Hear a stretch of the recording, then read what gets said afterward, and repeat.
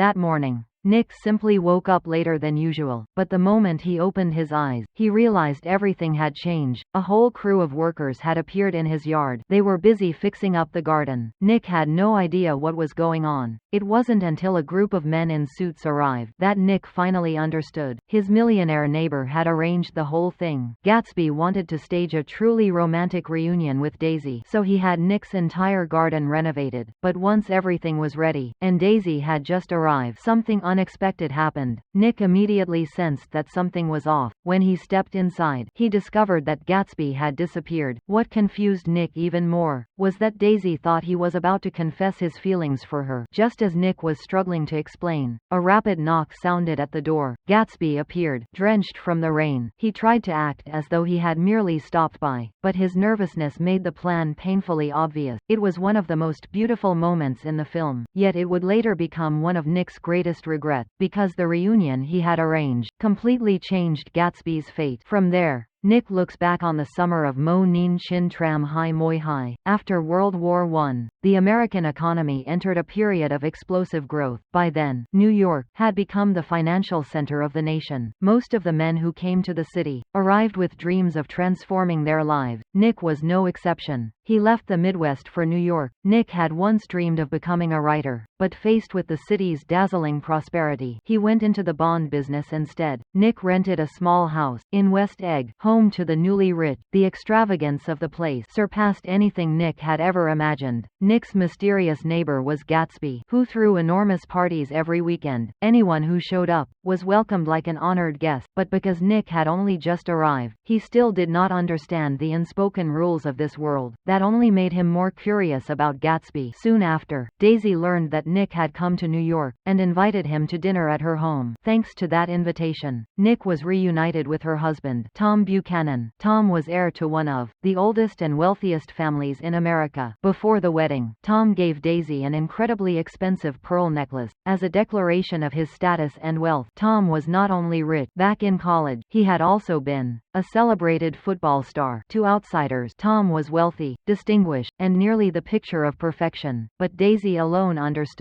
that her husband kept having affairs, leaving her increasingly disillusioned. Dinner began normally, until the phone suddenly rang. Tom's expression changed at once. He hurried away from the table to answer it. Daisy left as well, following Tom and beginning to argue with him. Jordan guessed that the caller was Tom's mistress. The evening ended under a cloud of tension. As an outsider to the marriage, Nick felt it was not his place to interfere in Daisy and Tom's private affairs, so he silently endured the awkward atmosphere until dinner finally ended. On his way home, Nick saw a lone figure standing on a nearby dock. His instincts told him it was Gatsby, his mysterious neighbor. Nick could not understand why a man who threw lavish parties every weekend would stand alone in the cold wind by the bay. The next day, Tom claimed he wanted to show Nick around New York, but stopped first at George Wilson's garage. Right in front of George, Tom secretly signaled to Myrtle and told her to take the next train so they could meet at his apartment in the city. From the way they exchanged glances, Nick immediately realized that Myrtle was the mistress Jordan had mentioned. Tom made no effort to hide the affair from Nick. He even let Myrtle invite more friends and turn the apartment into a private party. Nick tried several times to leave, but in the end, the apartment's chaos pulled him in. Once everyone had gathered, Tom and Myrtle quickly disappeared into a bedroom. The sight made Nick deeply uncomfortable. Tom was Daisy's husband, yet he openly met his mistress in front of her own cousin. To Nick, the behavior was both shameless and contemptible. He could not sit still, and wanted nothing more than to leave as soon as possible. But more guests kept arriving, and Nick gradually got swept up in the party. The uninhibited atmosphere quickly caused the young Midwesterner to let down his guard. Nick drank heavily and disappeared into the wild celebration. By the time he came to, it was already dark. Only the next morning did he learn that someone had taken him home. Some secrets between men begin that way. One man drags another into the mud, yet there is a trace of pleasure in it, trapping him between guilt and excitement, until until silence becomes the easier choice. After that night, Nick constantly felt as though someone was watching him. Not long afterward, he received a formal invitation from Gatsby. The invitation filled Nick with excitement, because the mystery surrounding Gatsby was finally about to be solved. On the appointed night, Nick entered the party at Gatsby's mansion. Nearly all of New York seemed to arrive without an invitation. The crowd included stars, politicians, and the wealthy elite. Nick was stunned to discover that even his boss at the bond firm was partying recklessly. Everyone openly ignored prohibition and indulged in the privileges money could buy. The strangest thing was that almost no one had ever met the host. That only made Nick more determined to learn who Gatsby really was. In the middle of the party, Nick happened upon Jordan, the only person there he knew. He immediately asked her about Gatsby. The rumors about their host grew more unbelievable by the minute. Nick assumed they were simply stories invented by the crowd, so he and Jordan decided to search for the host themselves. When they entered the library, they met a man astonished that the books on the shelves were real, but even he had never met Gatsby. Eventually, Nick and Jordan gave up the search, returned to the party, and enjoyed its extraordinary extravagance. Before long, one of Gatsby's men invited Jordan to speak with him privately, while Nick stood alone.